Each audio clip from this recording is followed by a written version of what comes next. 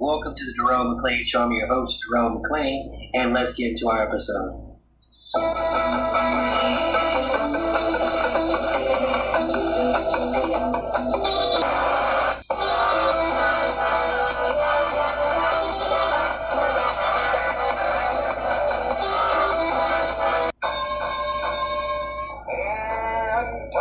Intelligentsia, the endonym of sarcasm, the nutty professor to your whack-ass marmalade.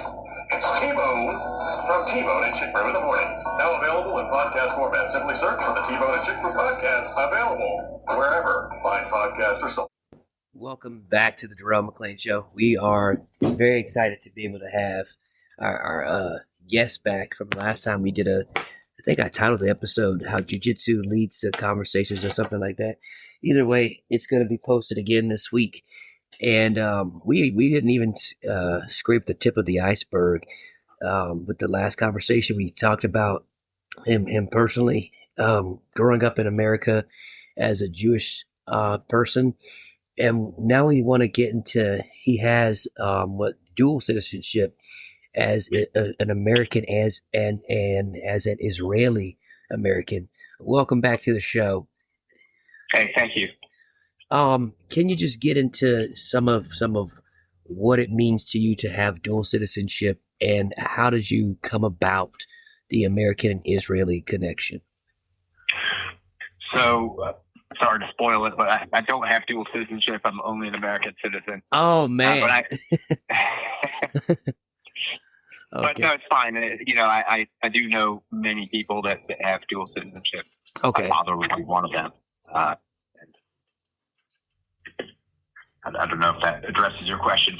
Oh yeah. Look, okay, yeah. That's what I said when I said the questions. I said a lot of these have some built-in assumptions that I don't know.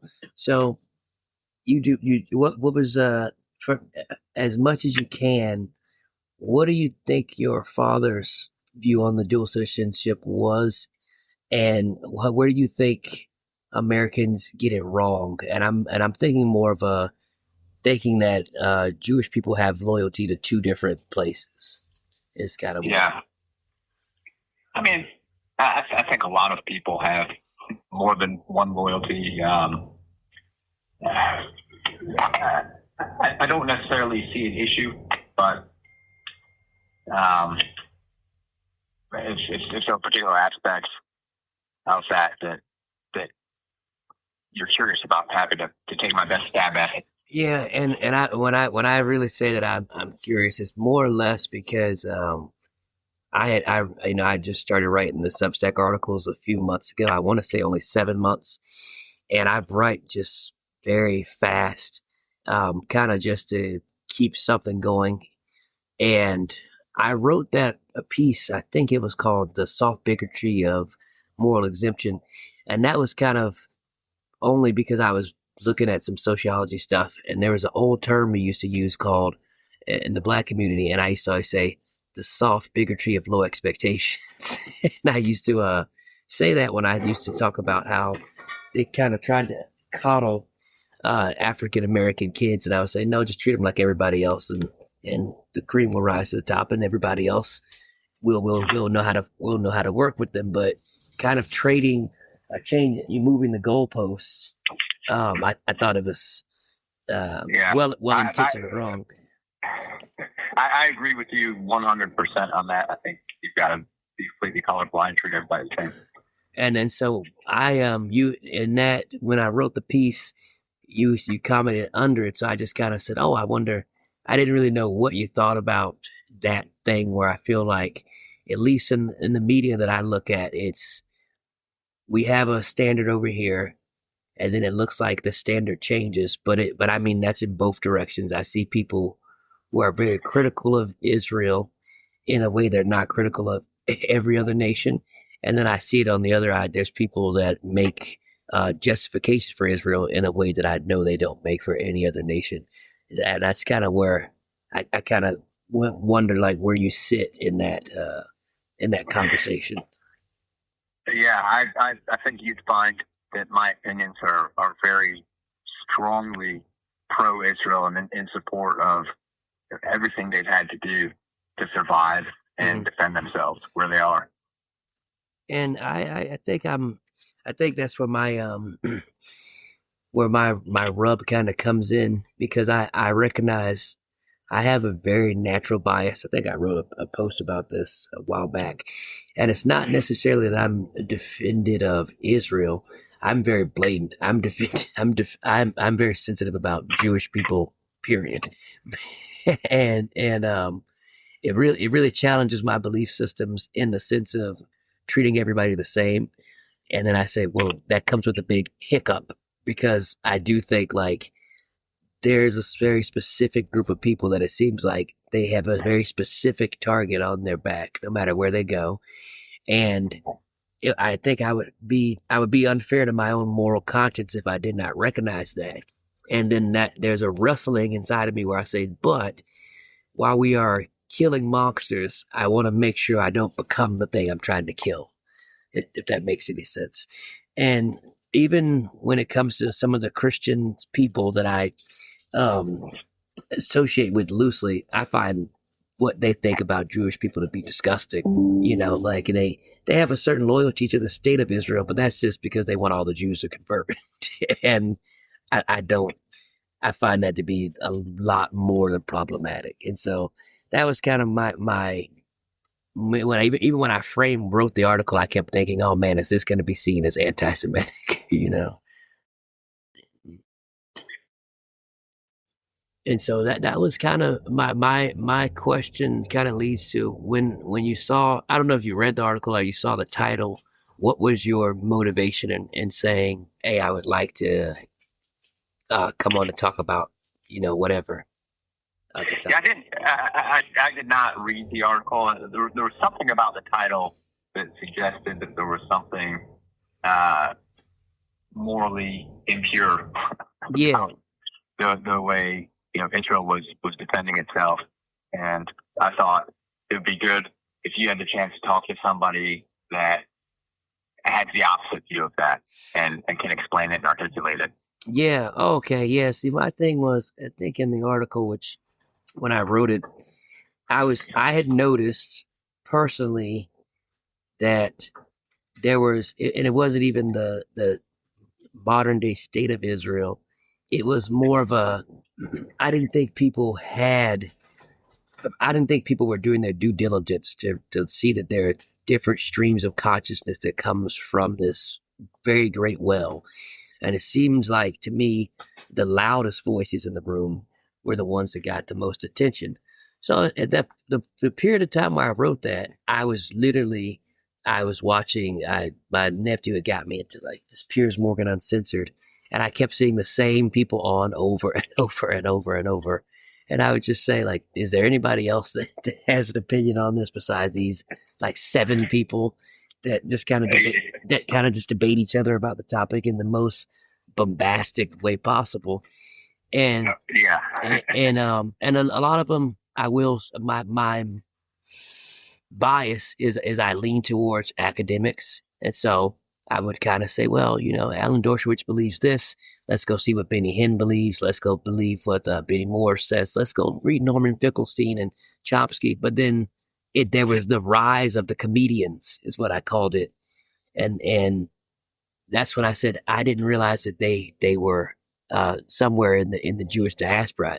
Jon Stewart's and the Jerry Seinfeld started to say something, and then Larry David started to say something, and I was, whatever they were saying honestly seemed more interesting than the academics, because I kind of knew what the academics had said, but it seemed like the comedians who had a Jewish background, but I wouldn't have known they were Jewish, had a more nuanced view. And so when I wrote the piece, I was trying to be kind of nuanced and say we have to somewhat hold this line, even though we have a very special class of people here, and we have to come somewhat balanced back and forward. And it was very kind of difficult, because so I think the best thing I did when I did it was I kind of specifically named names and cited examples.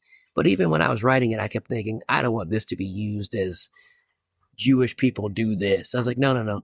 that specific person said that, and that's just that, and there's a sensitivity that I have, that I recognize there's people in the media that they also have. And I kind of think that sensitivity is good. I think that impulse is good. But I also, the wrestling is, I know the road to hell is paved with good intentions. And so I was trying to somewhat say this is a very complicated topic. And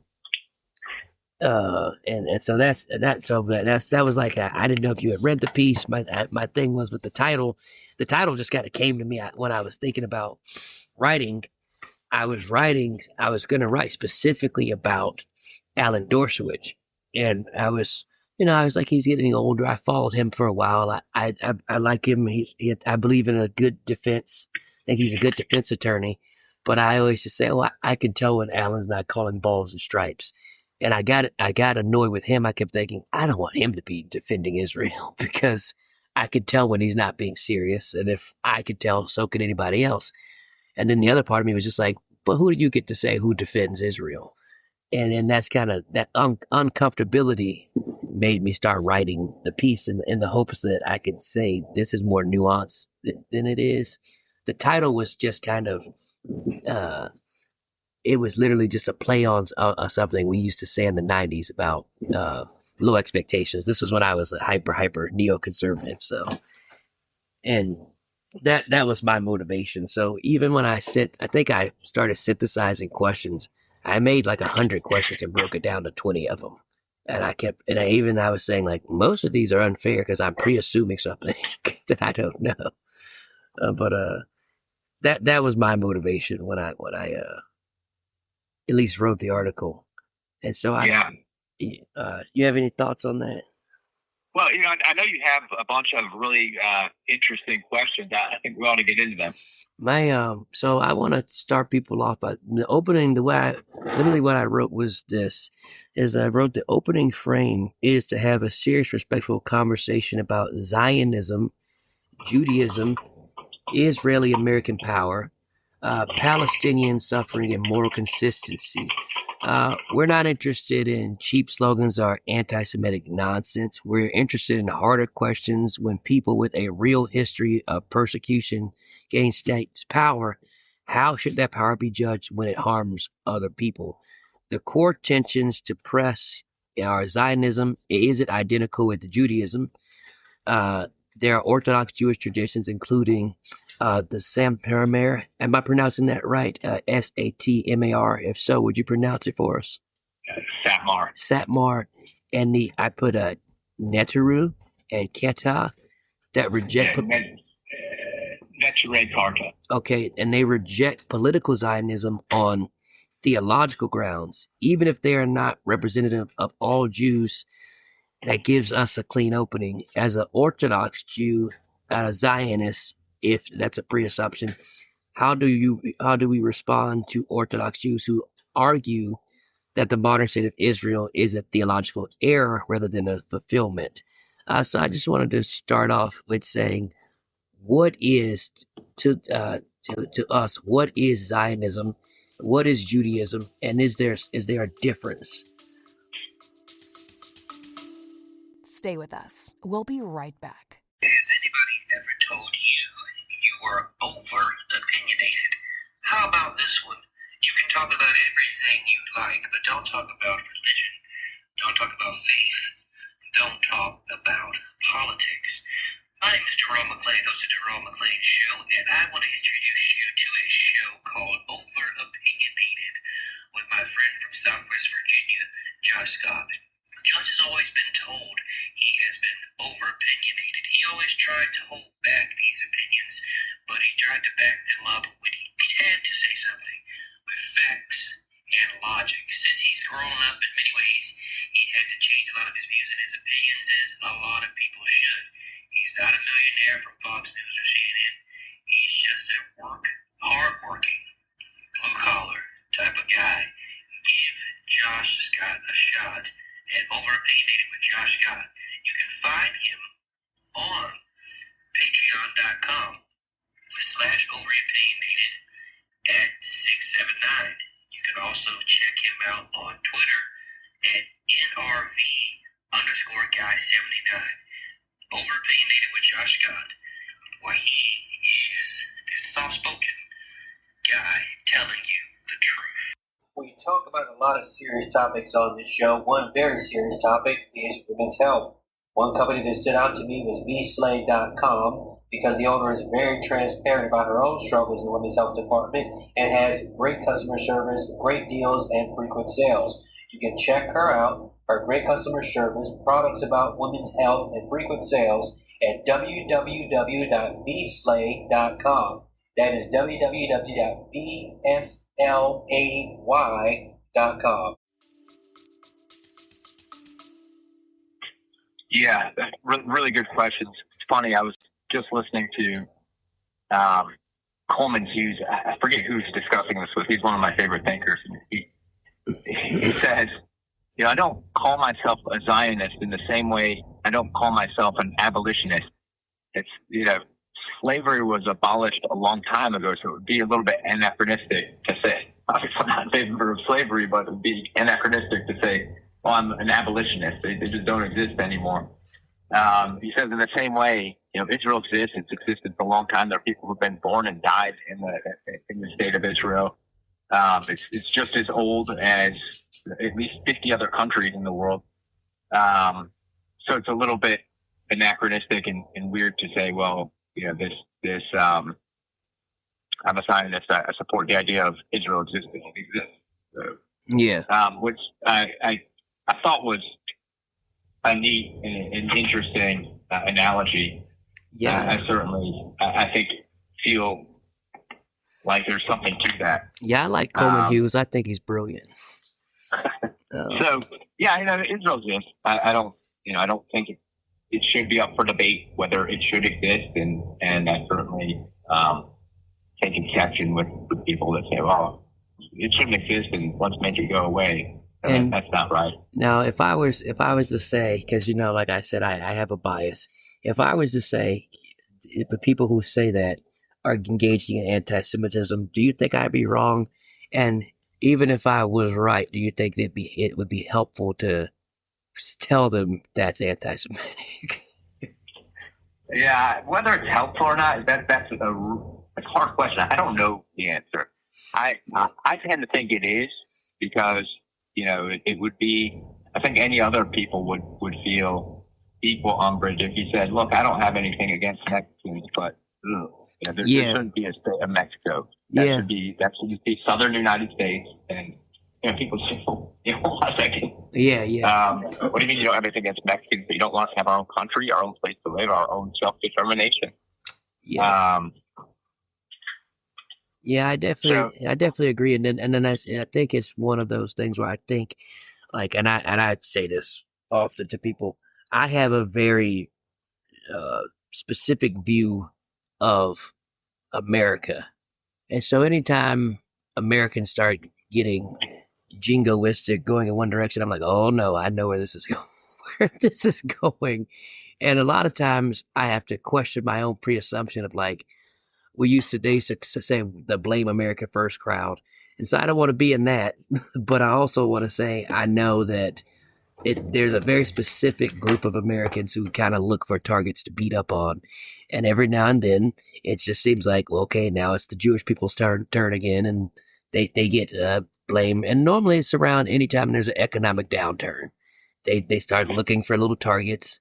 And I remember in the 80s when I was growing up, it was the gay panic, and then it was this, and it was the gays and the Boy Scouts, and then it's like the trans athletes, and I said, oh, it's kind of a joke. There's only a certain amount of time before blacks or Jews come up. and I just, I've heard that one. Yeah, and I just say, uh-oh. And so, but yeah. And I'll stick up for America a little bit. I don't think that's only an American thing. I think it's everywhere, and every time there's always been that tribalism and scapegoating. Yes, and I think America has probably been better than most places. I would compare America's record to anywhere else. It's been pretty good with that.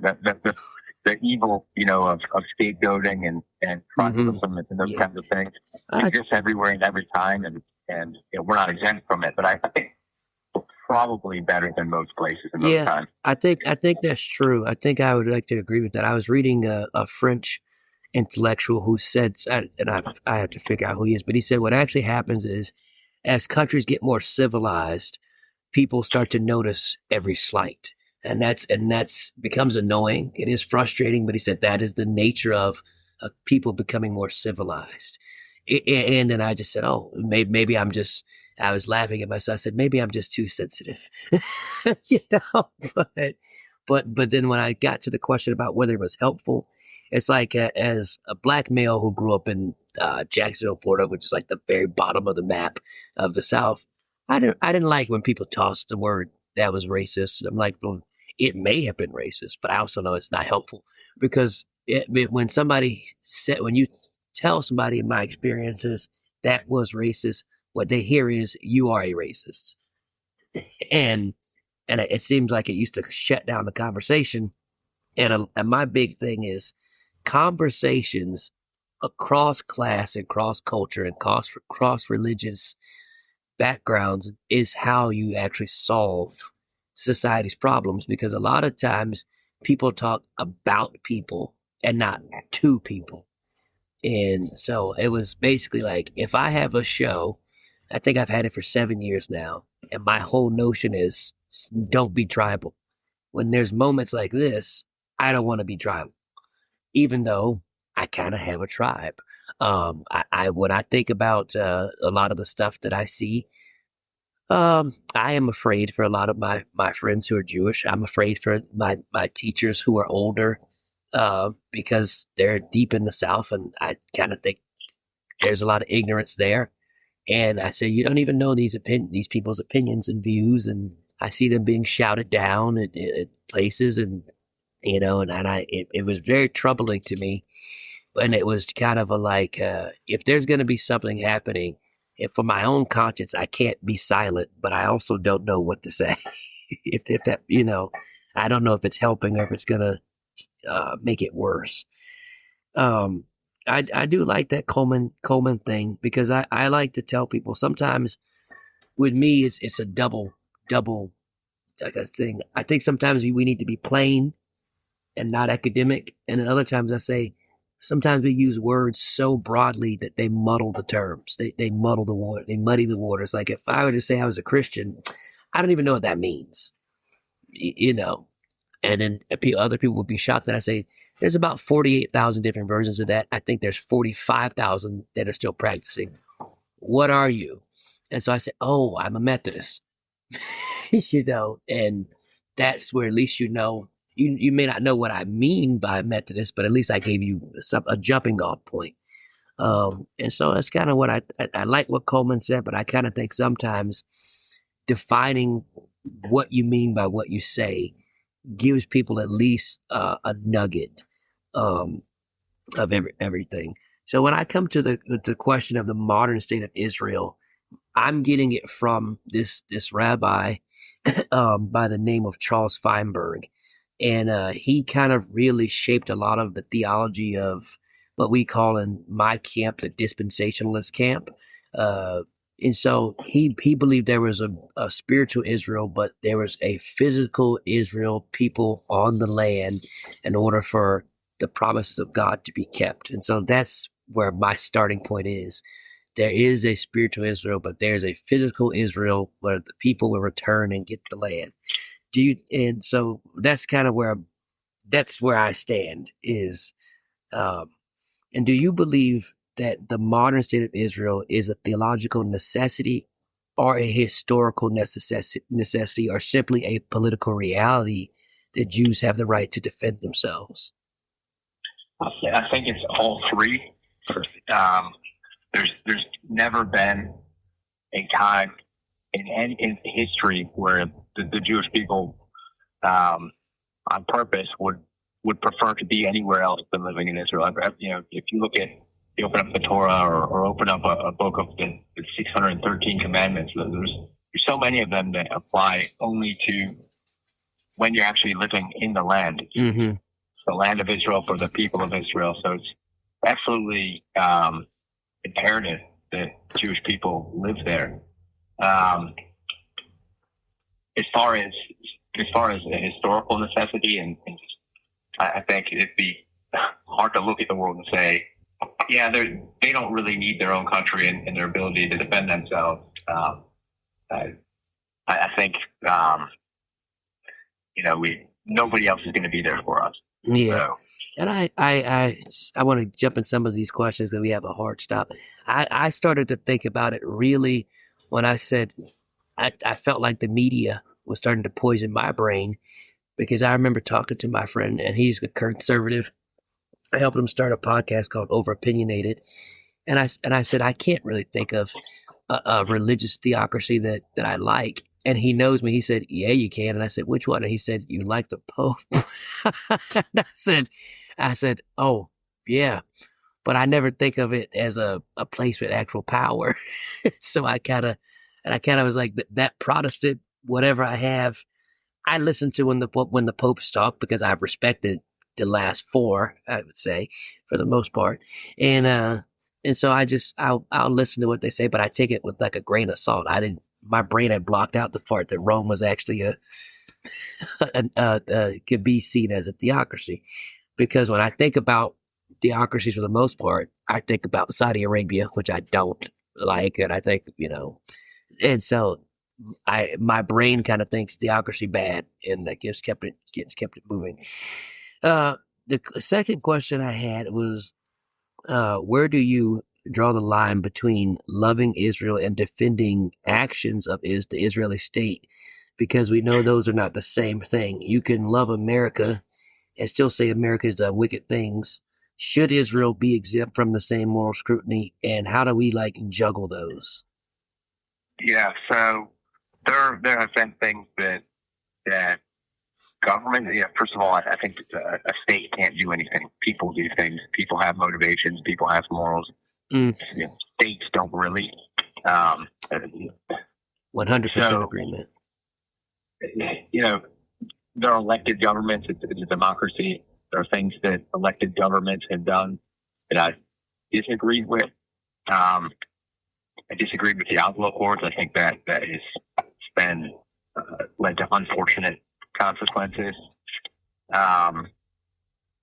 But yeah, so obviously, I don't think anybody in any democracy is gonna agree. That's why there's parties and people.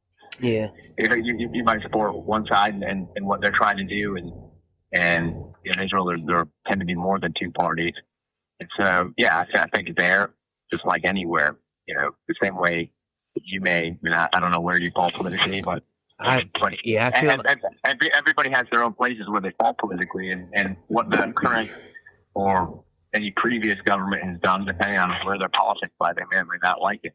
Yeah. So I don't think it's any different with Israel. Yeah, I agree. I agree. And I think if you're talking about which I think you're wanting to get there as far as the conduct of a war, again, you have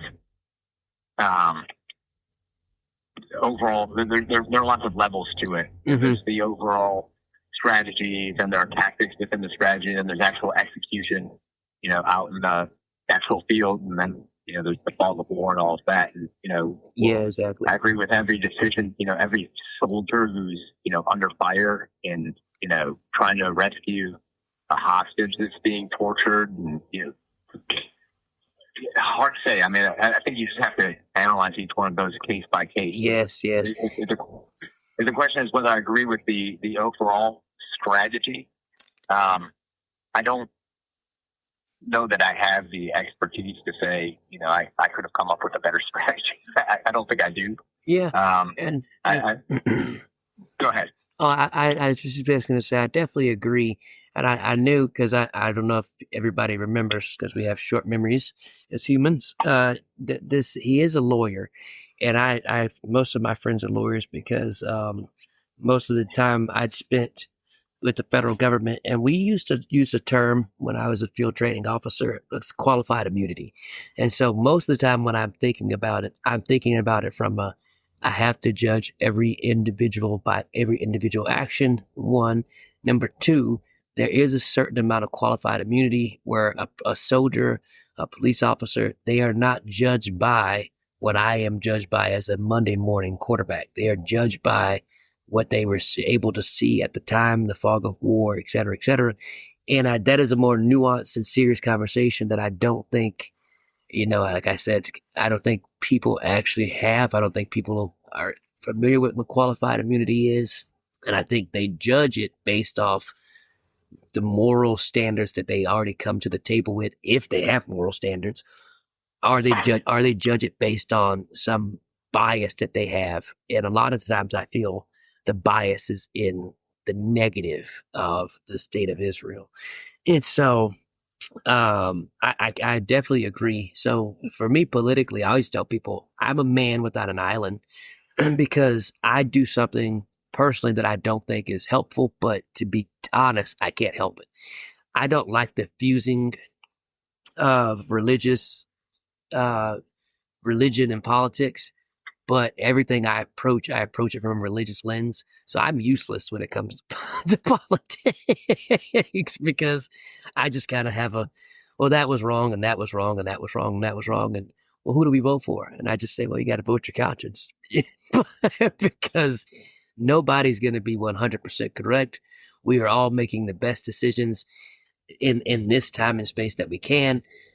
We will have to make deals over here that we don't necessarily like, but we really like this thing over here. And that's the nature of what it is to be a republic or a democracy or a functioning society is.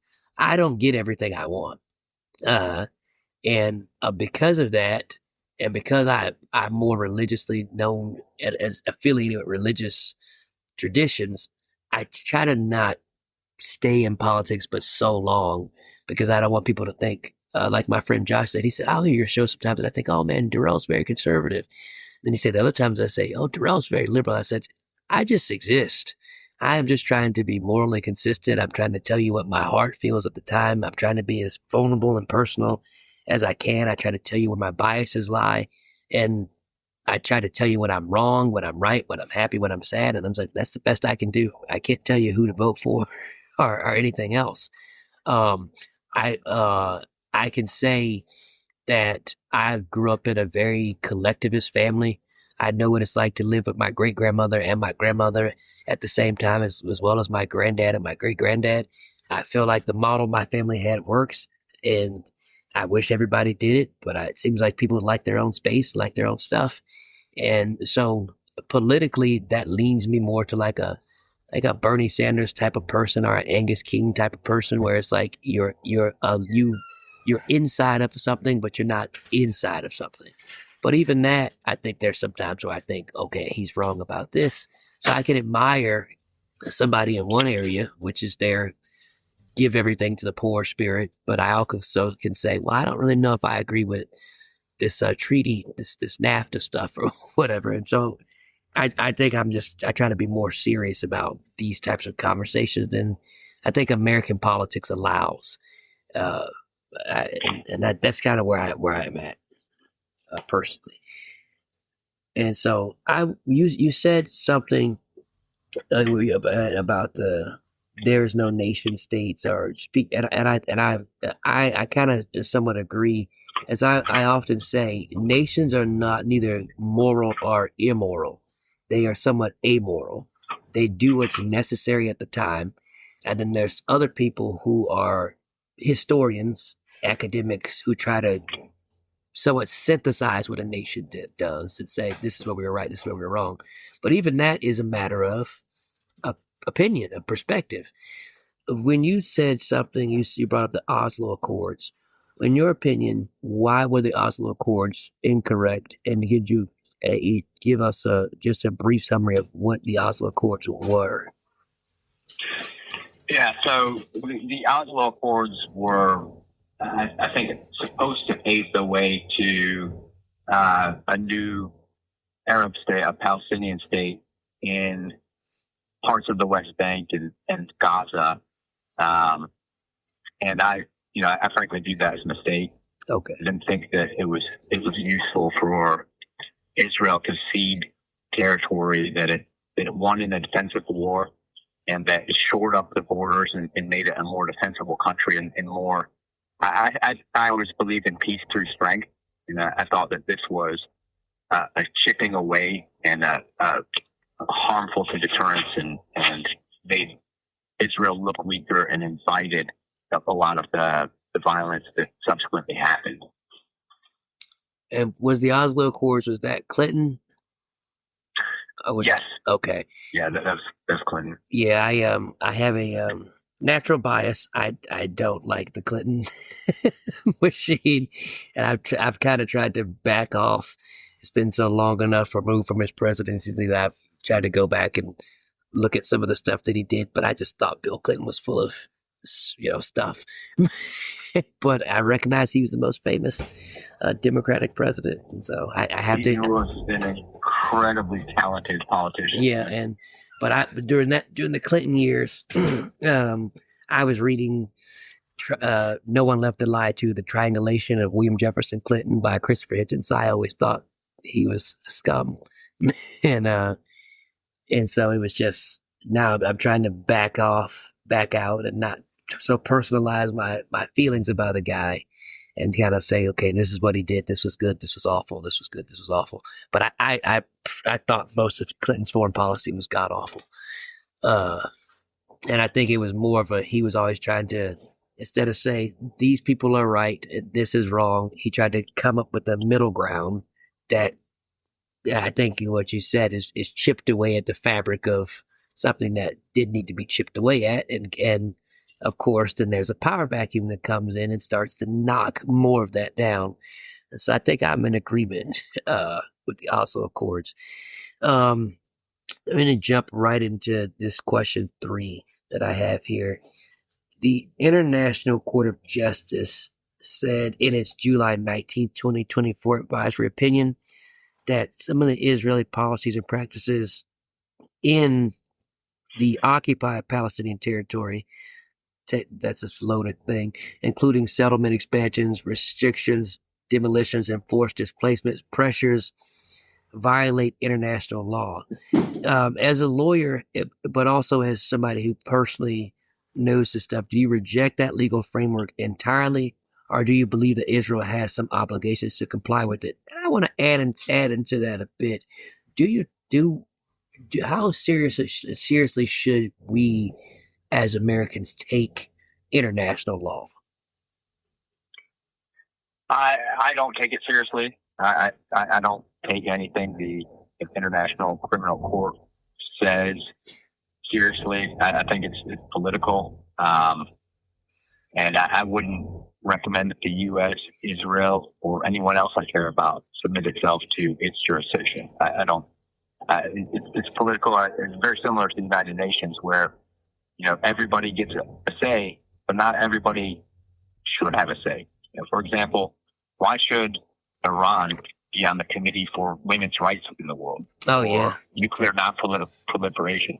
So you have all the worst actors have just as much say as anybody who's a good actor. And you're going to end up with a spoiled institution. And I really don't think that the U.S., Israel, like I said, or anybody else that I want good for should submit itself to the jurisdiction of the International Criminal Court. I think it's I don't support it. Yeah, and I'm in agreement, but like I said, I when I say sometimes I feel like I'm useless in this area, because I look at it from a theological standpoint. In the Reformed Christian tradition, we really esteem Paul, and Paul said something like, "If man can be righteous by the law, your Christ dies in vain." And so anytime I think about any international whatever, I'm like, nope. my brain just says no. If laws kept us, then we wouldn't need Bibles. We wouldn't need religious people. Men will see laws and twist them to figure out how to get to their ends. And the last thing I want is a big federal bureaucracy that I can't control. And the last thing I definitely want is a big international one that I'm subject to, that I may have to pay for, that I have no real say so in it, because I think I have I know the human heart. I'll put it that way, and it's not always good. And because I know how tribalism works, you don't necessarily know that. Well, when your grandfather did that one thing, he was very upset at the time, and he was actually embarrassed that he did that. And I'm holding on to a tradition that my granddad didn't actually want me to hold on to, but my love for him is making me take wrong positions. And one of the things I've recognized in humans, the hardest thing to do is say you're wrong, especially in public, especially if you're a leader of a nation. And because I know this, I don't believe in international law per se. I look at it as this is what they said this year. This is what they said this year. And I kind of just leave it at that. It's more of a academic. All right. They said this in 20 whatever and keep it moving. You know what I mean? Because I see, and this is where I say I see the same thing with America. It's a good foundational ideals, but we also know how people practice it and how people try to undo it, and there's always a give and take. And so I kind of like that.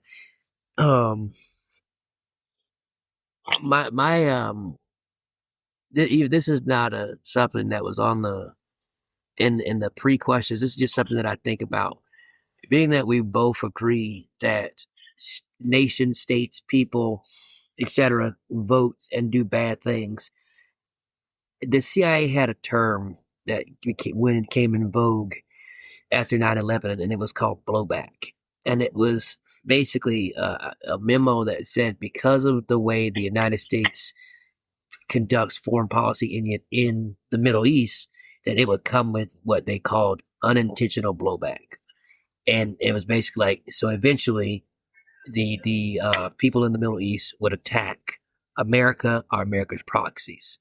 And when we think about a state, and let's say a state that's doing negative, what should be the recourse for the people that the negative was done to? Let's say, this is not necessarily thinking about Israel. When the tides turn, I think about this deeply when I think about Russia and the Ukraine or whatever, and I say, well, a lot of these people are in positions based on treaties America forced them to sign, and it's what should be or could be the recourse if we know a state goes in the wrong direction, to push it to kind of make amends, almost like a reparations, to push it back in the other direction. It's a little vague. Give me an example. So I'm thinking like in South Africa, we know apartheid was wrong, and so they had the Truth and Reconciliation Commission, and everybody got up and kind of said what their piece was, and that was like a first step. I don't know if everything that happened after that was good, but I think at least the Truth and Reconciliation thing they did was good.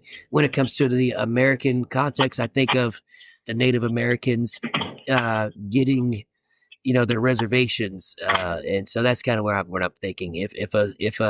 When Hitler had killed all the Jewish people in the Holocaust, I think there should be something that every state that participated in it in perpetuity should have to pay because of the harm that was done.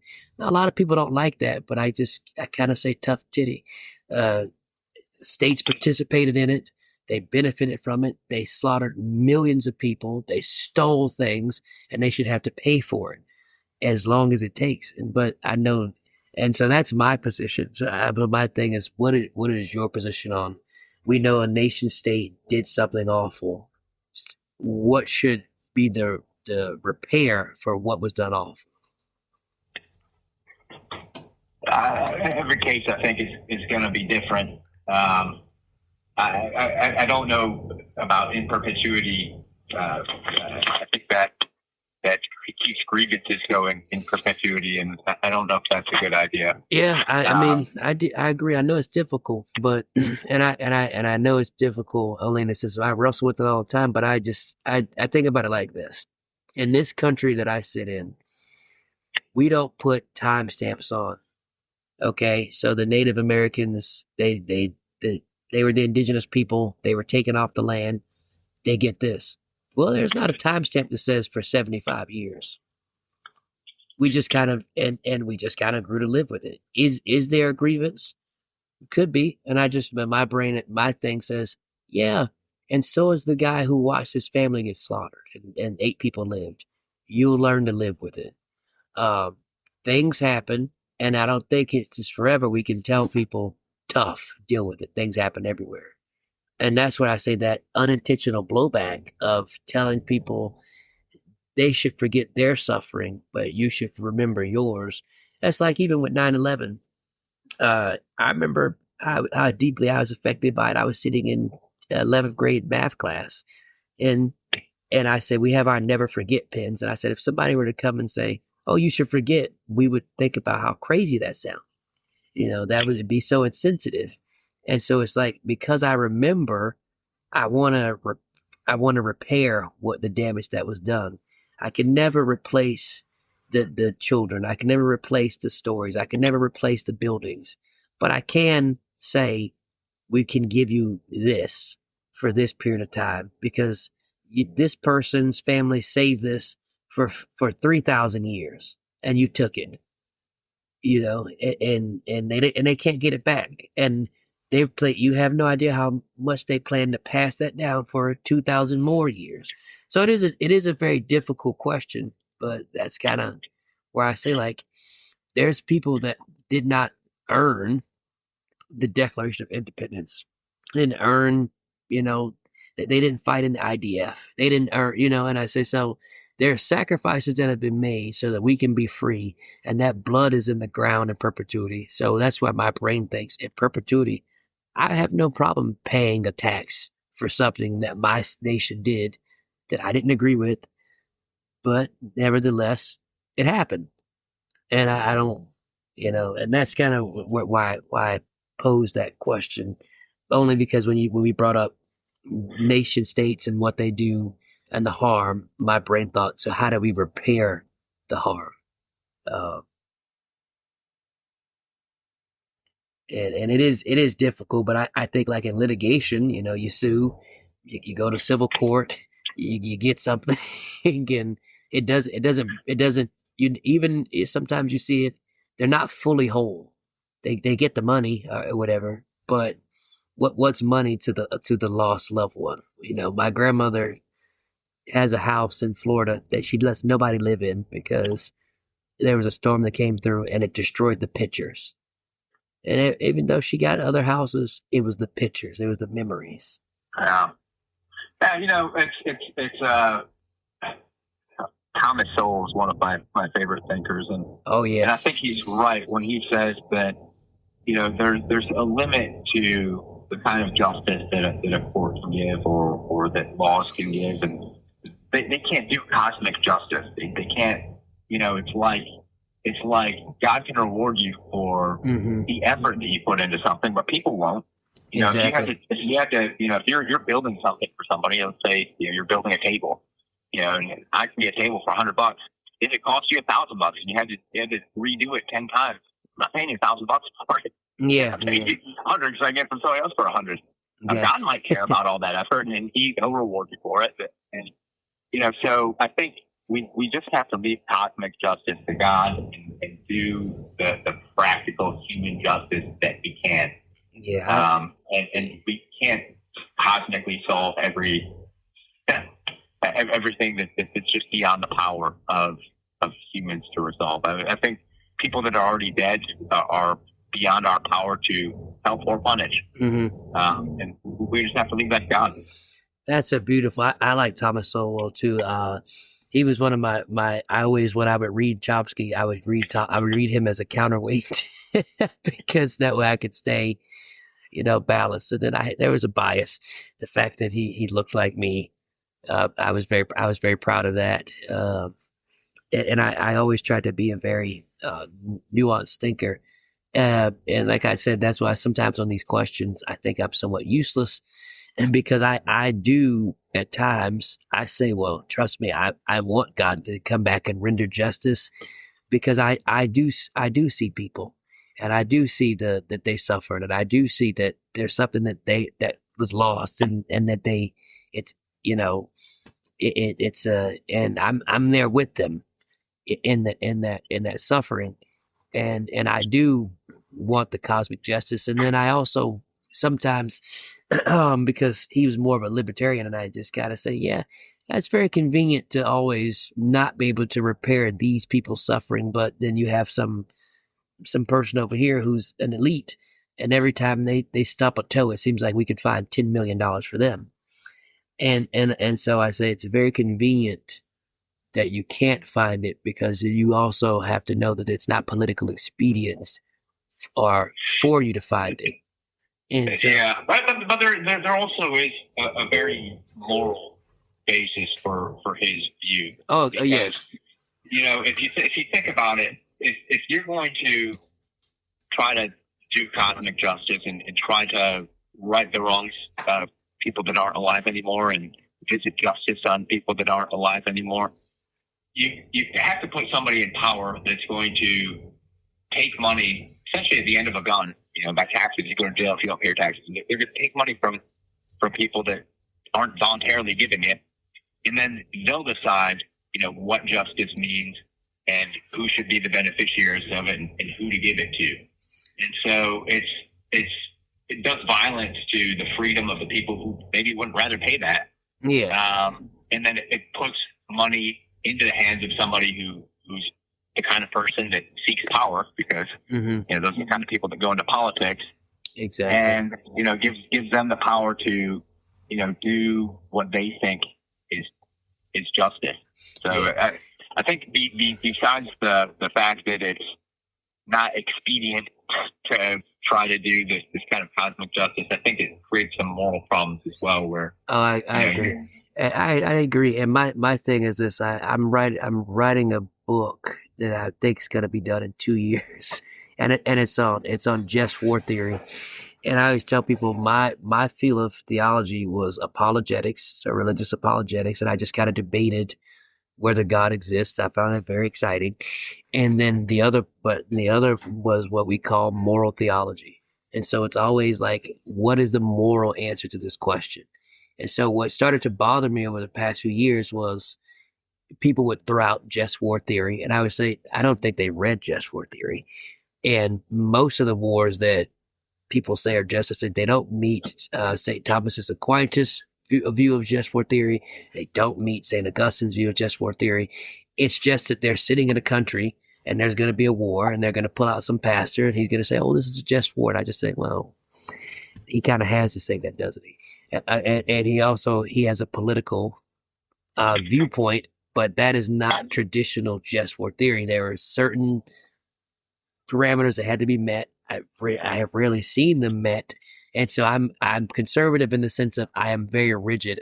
Everybody's running forward, and I'm standing there with a stop sign saying, no. But so I know we have a hard stop. And I don't even, there's a lot of questions that I think should go into this, but I'm also weary of, when you get into this podcasting space, either they want a 1 hour show or they want a 4 hour one.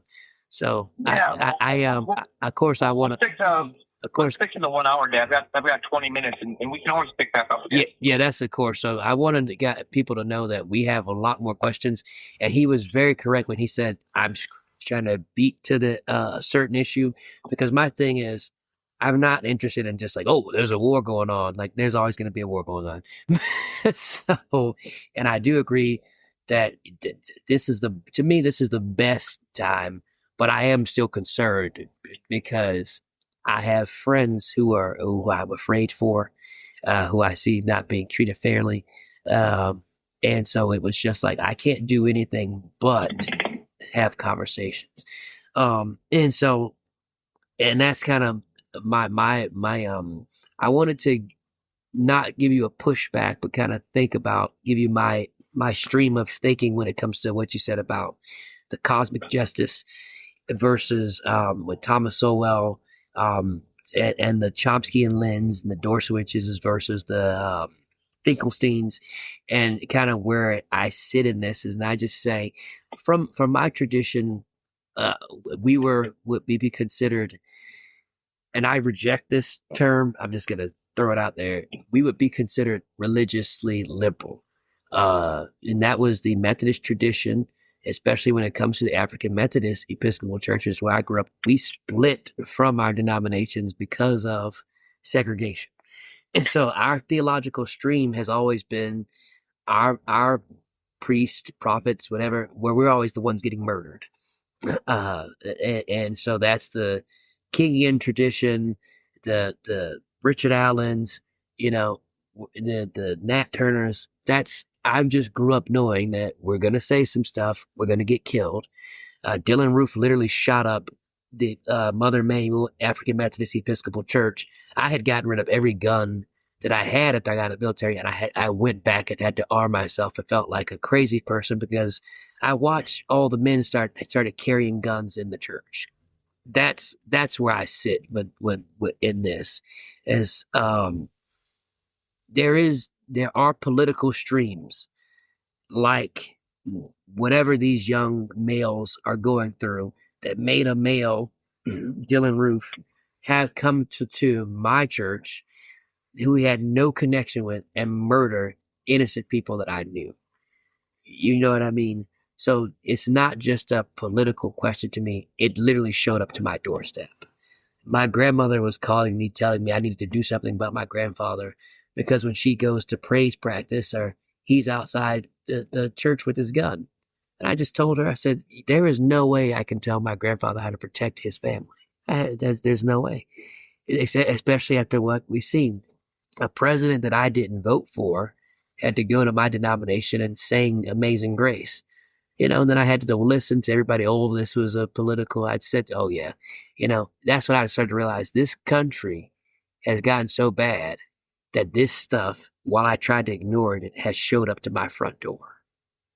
And that's kind of when I had however long the Dylan Roof and the Mother Emanuel AME Church was, and I went to St. Stephen's African Methodist Episcopal Church, that's something that we are fully aware of now.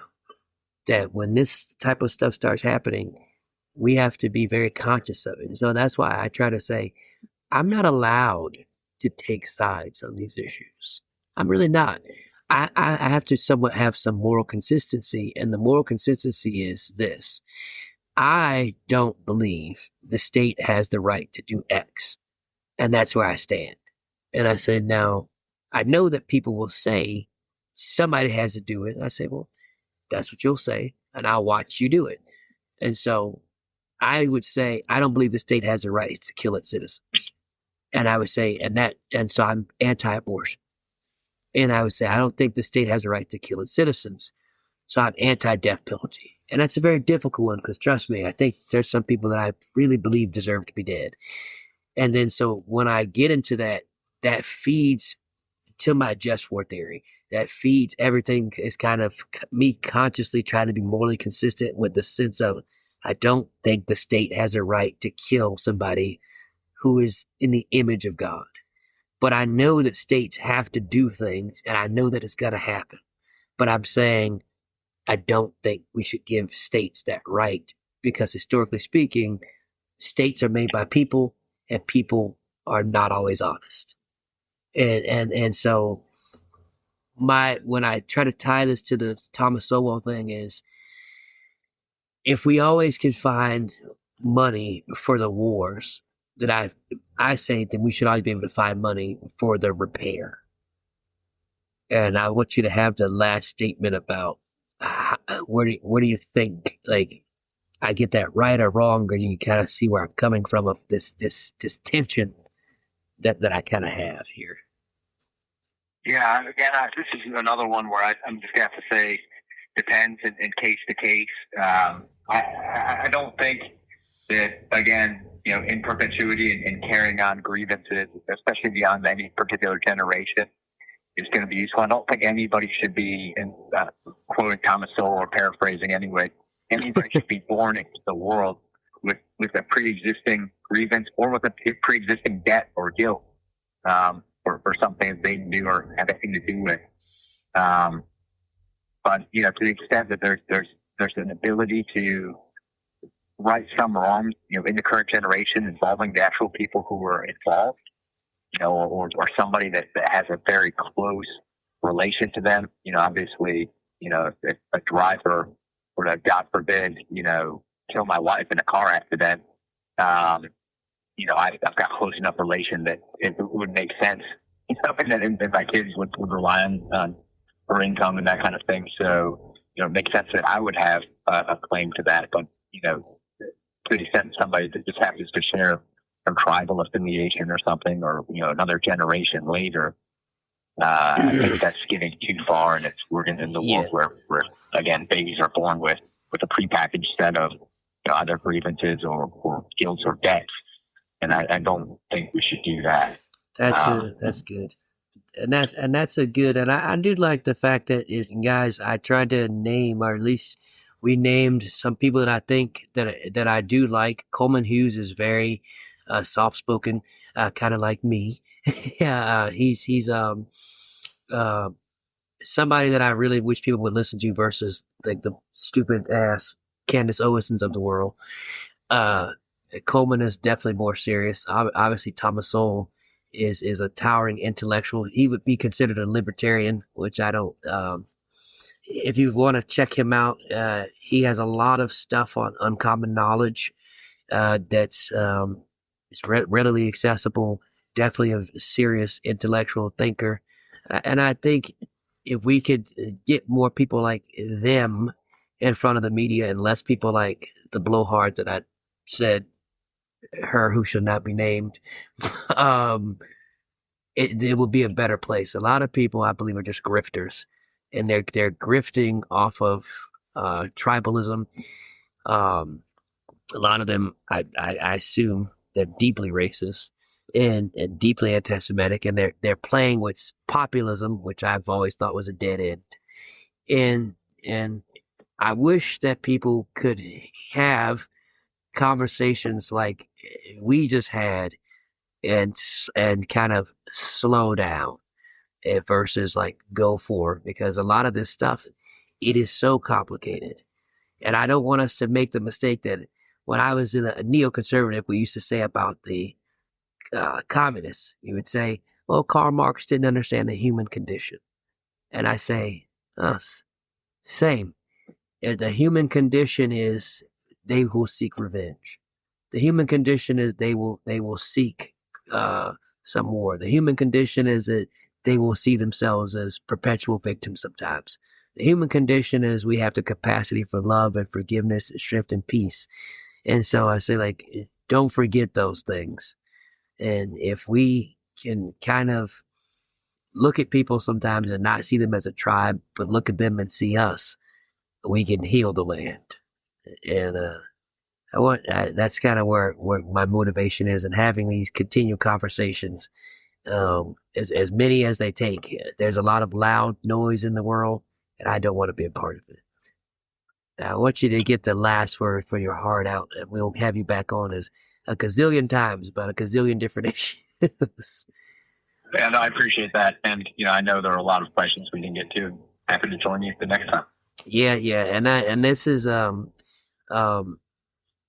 that I've always done. I used to have some lawyers on regularly, talking about some laws that were being passed in the States and from their perspectives. And it just got to where life happened and I stopped having guests. And I was actually very thrilled because I don't know if you know, you are the first guest I've had in years. And it's been very fruitful. I always look forward to, conversations. And so thank you for coming on. Very good. Thank you for having me. I'm looking forward to the next one. So there was a lot of names that was mentioned in the episode. I'm going to try to give you a brief summary of a few of them just so you can maybe engage some of their work. One name was Coleman Hughes, and Coleman's a 30-year-old from New Jersey. He's known for writing on issues related to race and racism. His notable work was a book called The End of Race Politics, Arguments from a Colorblind Society, and that came out in 2024. Now, Coleman is an American writer and a podcast host and a fellow at the Manhattan Institute for Policy and Research and a fellow contributing editor at their city journal. He is the host of the podcast called Conversations with Coleman. Now, Thomas Sowell, or some people like to call us Thomas Sowell, is an American economist, economic historian, and social theorist with widely published commentary and books, and as a TV guest and radio. He is well-known voice of American conservative movement as a prominent black intellectual. Born June 30th, 1930, is now 95 years old, lives in Gastonia, North Carolina. His education was Harvard University, Howard University, and the University of Chicago, to just say a few. Some of his books, senior fellow at Stanford University at the Hoover Institution as well. And over a decades-long career, he has authored several books written on race, education, political theory, and classical economics. Now, his core ideology and scholarship is free market economics. He's a strong advocate for free markets and a critic of government intervention in the economy. He studied under renowned economist Milton Friedman at the University of Chicago. His constrained versus unconstrained vision is something he has famously explored, how differing worldviews shape political and economic disagreements. In his book, A Conflict of Visions, he contrasts the constrained vision, which accepts humans' limitations and focuses on systemic incentives, with the unconstrained vision, which assumes humans' perfectibility and relies on experts to solve social ills. Empirical focus, instead of focusing on stated intentions of policymakers, Sowell evaluates the actual results of public policies, which has led to bold critiques of social justice and welfare incentives. His major works, Sowell's prophetic writing, spans economic history, culture, and social theory. Some of his most widely read books include Basic Economics, a highly accessible introduction to economic principles, A Conflict of Visions, which is an exploration of ideological organs and political struggles, Social Justice Fallacy, which is a critique of modern social justice policies and systemic theories, and Black Rednecks and White Liberals, a collection of essays challenging conventional wisdom on race and culture. Another name that was mentioned was Noam Chomsky. Abram Noam Chomsky was born on December 7, 1928, an American intellectual, philosopher, linguistics, political activist, and social critic. Now, Chomsky is sometimes called the father of modern linguistics. Chomsky is also a major figure in analytical philosophy and one of the founders of the discipline, known now as cognitive science. He's a laureate professor of linguistics at the University of Arizona and an institute professor emeritus at the Massachusetts Institute of Technology. Among the most cited living authors, Chomsky has written more than 150 books on topics such as linguistics, war, politics. In addition to his work in linguistics since the 1960s, Chomsky has been an influential voice on the American left as a constant critic of foreign policy of the United States, contemporary capitalism, and the corporate power that he calls corporatocracy. Over the years, he's known as a fierce critic of corporate power, U.S. foreign policy, and mass media. His major contributions would be linguistics. He revolutionized the field by arguing that humans are born with the innate capacity for language, proposing a concept of universal grammar. In cognitive science, his work challenged behavioral models of learning, helping establish a modern foundation of cognitive science. Political activism, a prominent and public intellectual, he has authored over 150 books criticizing imperialism, capitalism, and state power.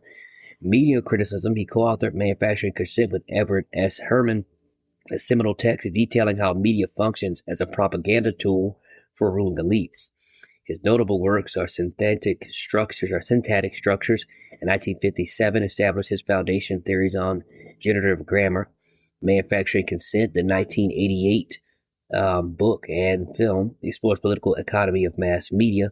And Requiem for American Dream in 2017 breaks down the concentration of wealth and power, academic roles, and later life.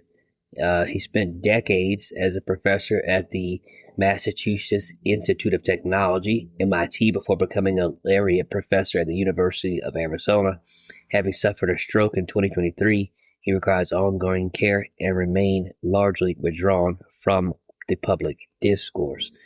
Some of Chomsky's books are Manufacturing Consent, Syntactic Structures, Lectures on Government and Binding, The Minimalist Program, and so a lot of them. Some of the ones I read personally were his works on homogeny. So I think one of the first ones I read was Because We Say So, and that was really well done. At least it spoke to me. Another one was on his concepts of homogeny, and it was simply called Homogeny or Survival. And it's very good. There's a famous one, which is the Existential Chomsky. There's Propaganda in the Public Mind, Conversations with Noam Chomsky. There's one called Interventions. There's one called God and the Welfare State.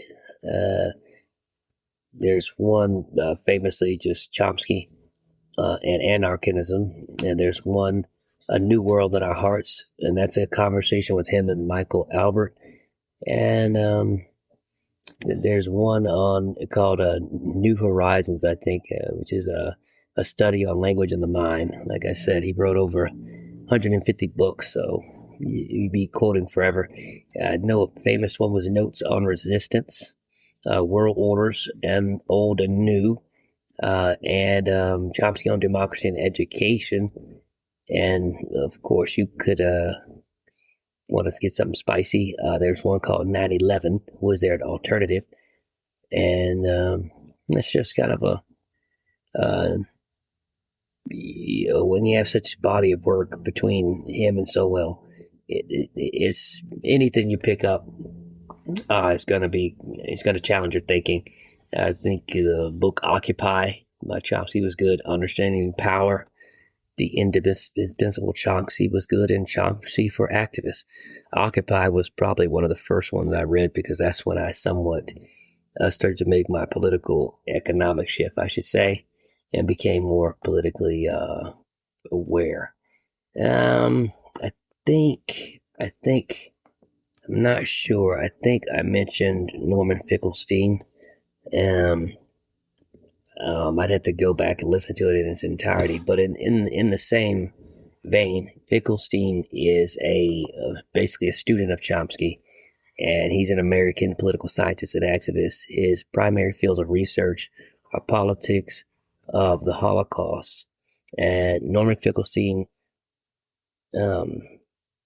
he talks about the politics of the Holocaust and the Israeli-Palestinian conflict.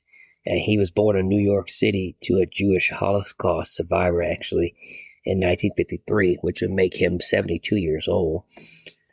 His books are American Radical, Defamation, The Occupation of the American Mind, Notes to Eternity, Ever Again, just to name a few. His most controversial book would have been called something like The Holocaust Industry. That's the one that got him the most attention, if I remember correctly. I mentioned Charles Feinberg. Also, some people will call him Rabbi Charles Feinberg. But either way, if you want to look him up, you would just put in Dr. Charles L. Feinberg. He was born June 12, 1909, and died August 22nd in 1995. At the age of 86.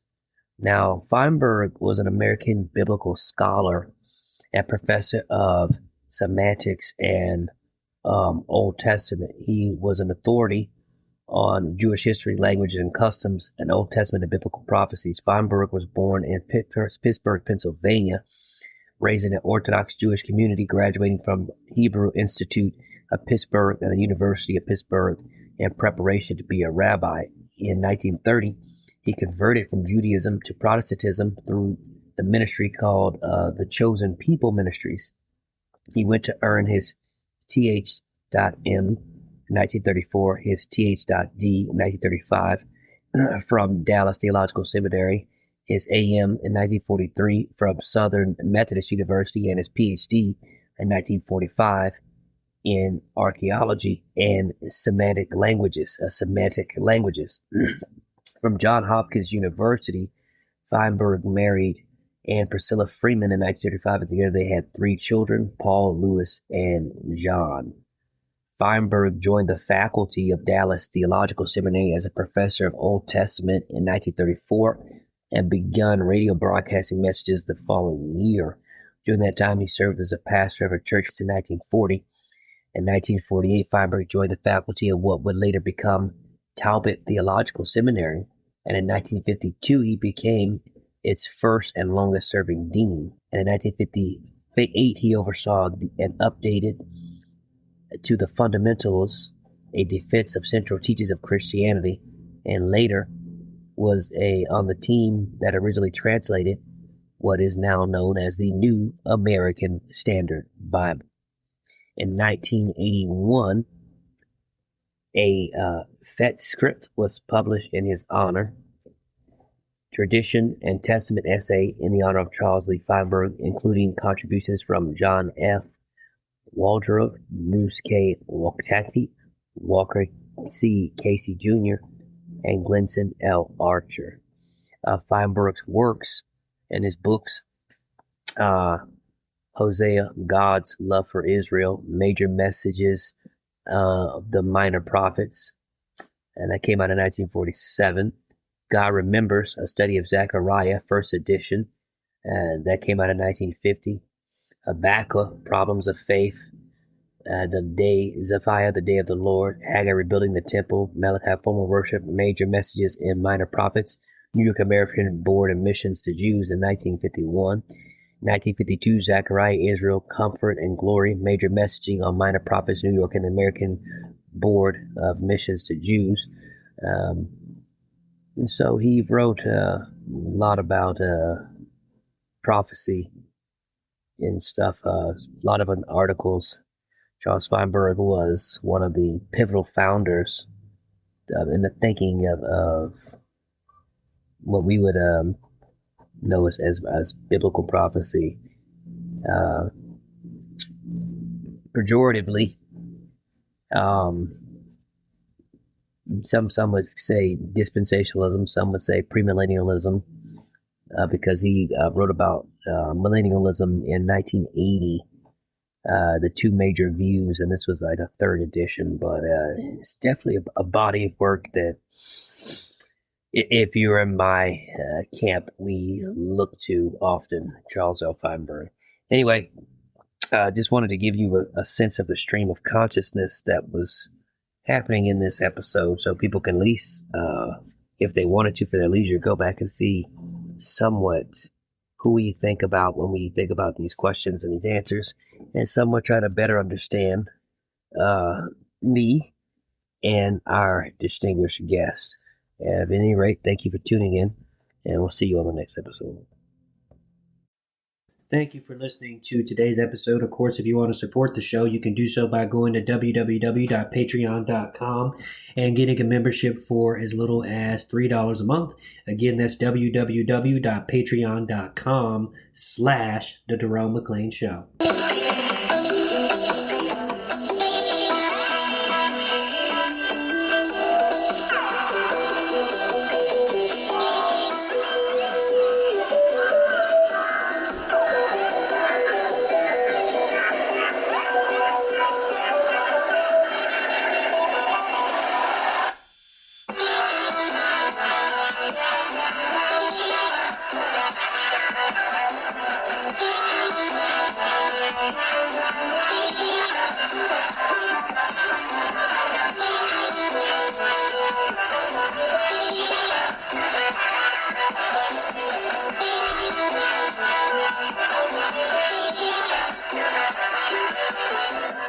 The Jerome McClain Show is fully listener-supported, independent media that won't lead you to tribalism. Get a membership and support independent media at www.patreon.com/The Jerome McClain Show.